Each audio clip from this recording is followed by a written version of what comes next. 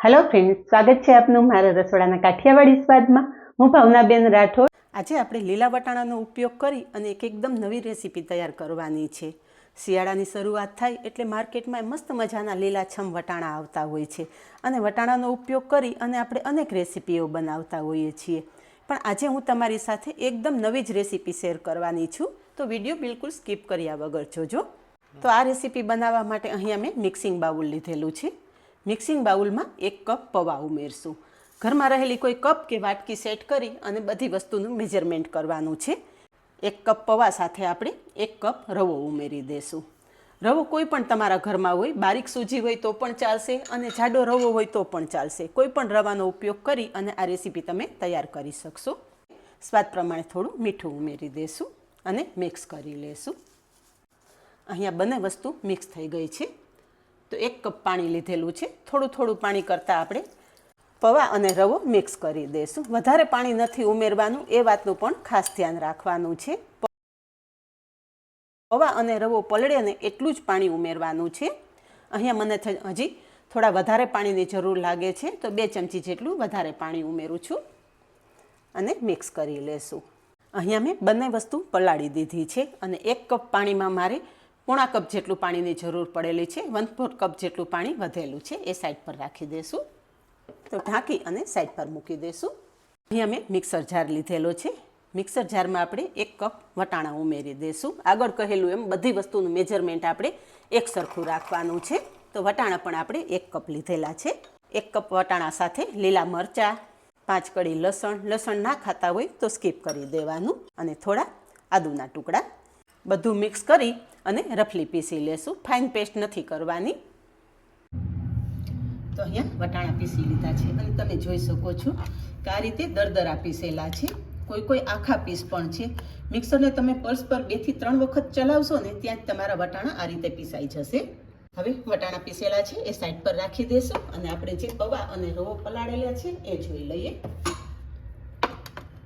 તો અહીંયા તમે જુઓ કે થોડી જ વારમાં બધું જ પાણી એબ્ઝોર્બ થઈ ગયું છે અને રવો અને પૌવા એકદમ સારી રીતે પલળી ગયા છે. તો હાથેથી ચોળી અને આપણે એને લોટ જેવું તૈયાર કરી લેશું. થોડા ફ્રેશ ધાણા ઉમેરી દઈશું.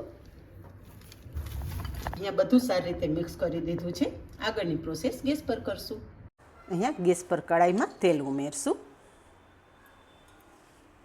તેલ ગરમ થતાં અડધી ચમચી જીરું ઉમેરશું અને જીરુંની સાથે જ 1 ચમચી તલ, 1 ચમચી વરિયાળી અને અડધી ચમચી અજમો ઉમેરશું અને બધી જ તેલમાં એકદમ સારી રીતે સાંતળી લેશું.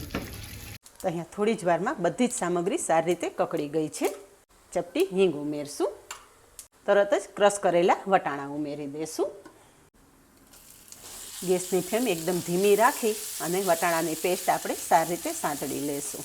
ફ્રેન્ડ્સ, બાળકો સ્કૂલેથી આવે અને નાસ્તાની ડિમાન્ડ કરતા હોય ને, તો આ નાસ્તો તમે માત્ર 15 જ મિનિટમાં તૈયાર કરી અને સર્વ કરી શકો છો.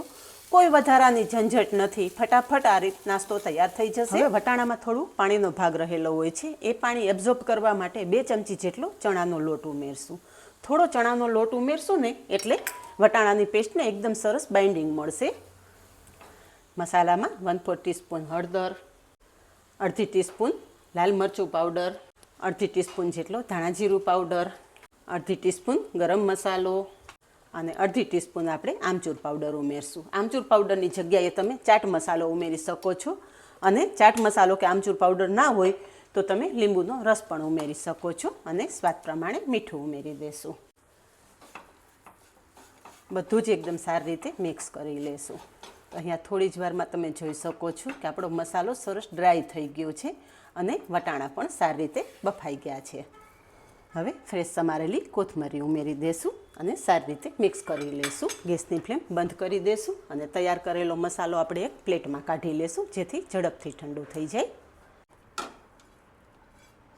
આ રીતે પોળો કરી દઈશું ને એટલે મસાલો ઝડપથી ઠંડો થઈ જશે. થોડી વાર પછી જોઈએ તો મસાલો એકદમ સરસ ઠંડો થઈ ગયો છે. હવે તેલવાળો કરશું અને તૈયાર કરેલા મસાલામાંથી નાના નાના બોલ્સ બનાવી લેશું.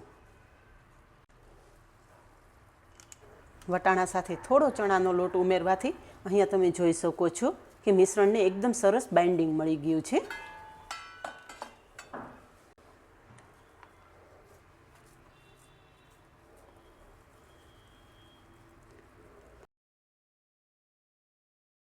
આ રીતે બધા જ બોલ્સ તૈયાર કરી લઈએ.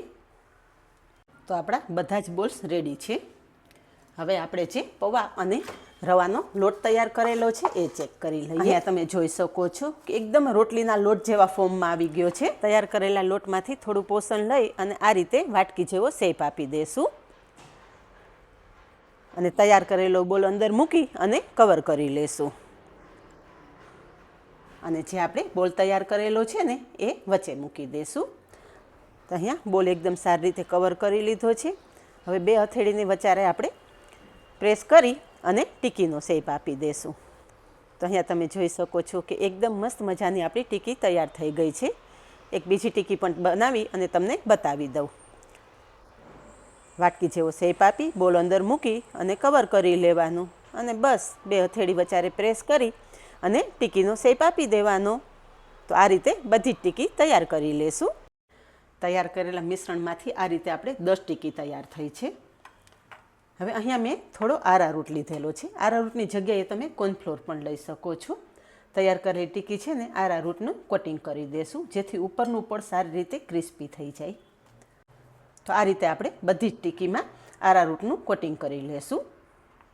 અહીંયા બધી જ ટીકી મેં આરારૂટથી કોટ કરી લીધી છે અને ગેસ પર કડાઈમાં તેલ મૂકેલું છે. પણ તેલ મેં ખાલી કડાઈનું તળિયું ઢકાઈને એટલું જ મૂકેલું છે. વધારે તેલનો પણ આપણે ઉપયોગ નહીં કરીએ.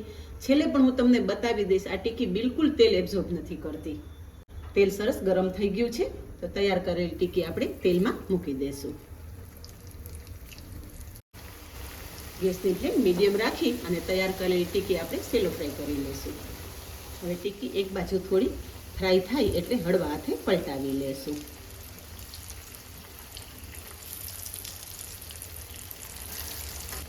ટીકીને બંને બાજુ સારી રીતે ગોલ્ડન બ્રાઉન કરી લેશું. અહીંયા બંને બાજુ ઉલટ પુલટ કરતાં તમે જોઈ શકો છો કે ટીકી એકદમ મસ્ત ગોલ્ડન બ્રાઉન થઈ ગઈ છે.